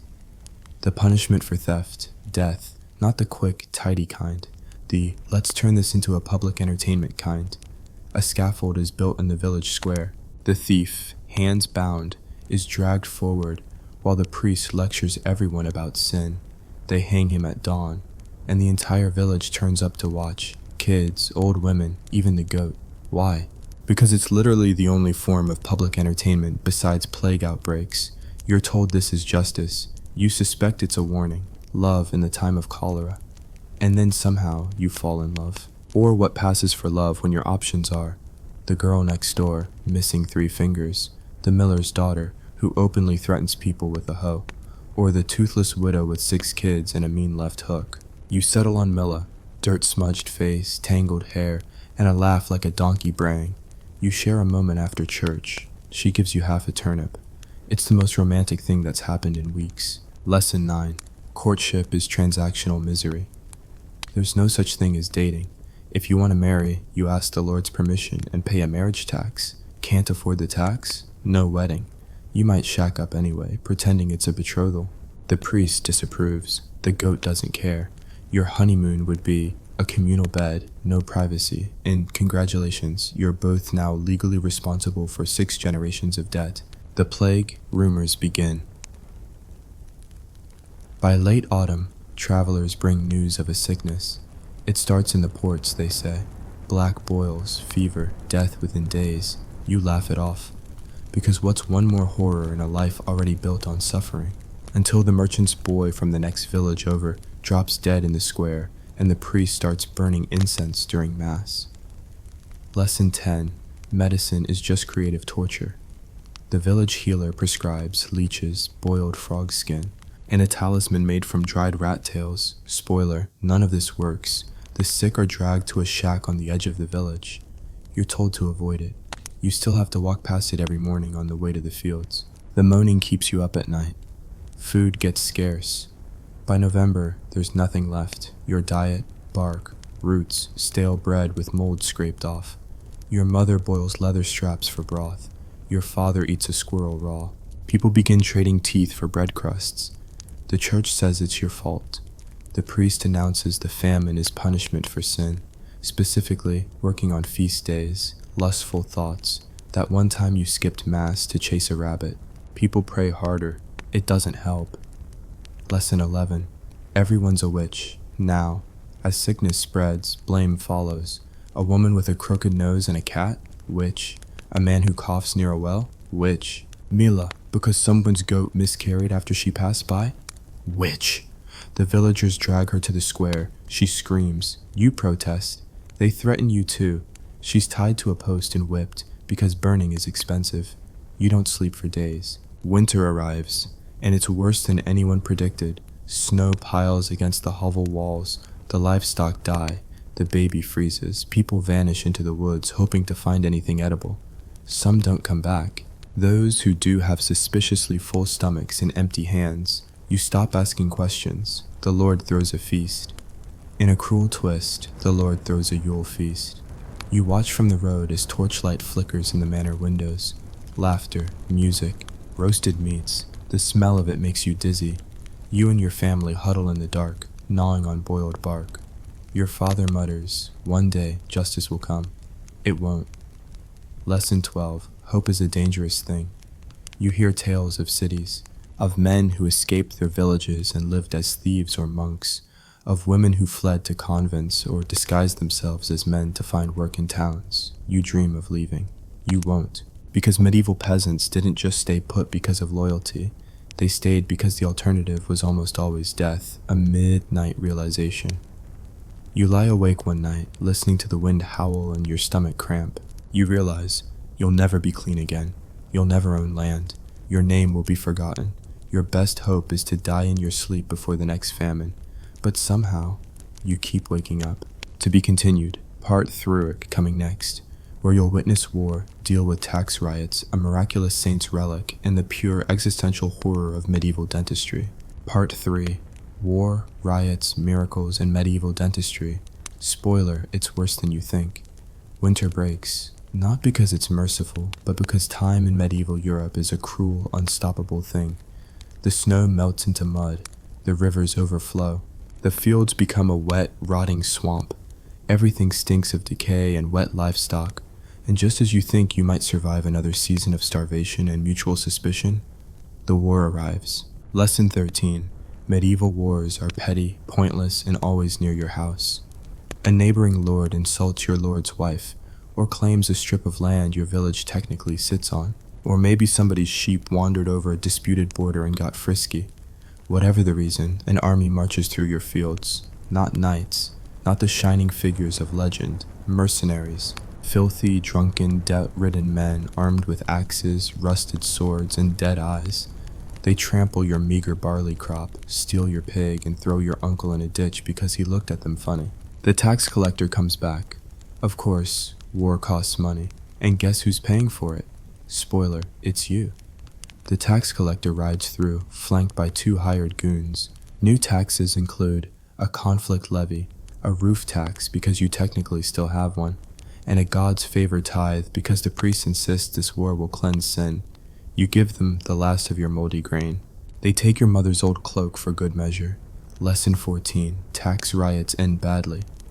Eventually, someone snaps. A young man named Thomas, known for having exactly one good tooth and a temper, shouts at the taxman. The villagers cheer. Within minutes there is a riot. Rotten turnips are thrown. The taxman's horse bolts. Someone sets fire to a haystack, probably by accident. It's the best day anyone's had in years. The taxman escapes. The next morning, the Lord's soldiers arrive. They kill Thomas publicly, then take extra taxes for the riot damages. Lesson learned. Lesson 15. Miracles are worse than diseases. Just when your soul feels fully trampled, hope appears in the form of a traveling monk. He brings with him a saint's relic, a bone, supposedly from St. Cuthbert's finger, though it looks suspiciously like a chicken wing. He promises miracles, heal the sick, fertilize barren fields, cure the leper. You kneel, you pray. A week later, the leper dies. The fields are still mud. A cow gives birth to a calf with 1 eye and 5 legs. The monk vanishes overnight, taking the donations with him. Lesson 16. Medieval dentistry is just violence. Around midsummer, your toothache turns into a crisis. The local healer examines your swollen jaw, nods solemnly, and prescribes chewing garlic, reciting 3 Ave Marias. And if that fails, tooth removal. Spoiler, it fails. You sit on a log while 2 men hold you down. The healer uses a rusted pair of iron tongs. There's no anesthetic, no antiseptic, just whiskey, which you don't get any of. The pain is biblical. You lose consciousness. When you wake, you have 1 less tooth and a new, unshakable fear of anything remotely medical.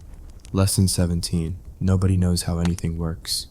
The prevailing explanation for disease, crop failure, bad weather, your persistent sadness is sin or demons, or sin caused by demons. Medicine is guesswork. Science is considered suspicious, and progress is actively discouraged because new ideas get people burned.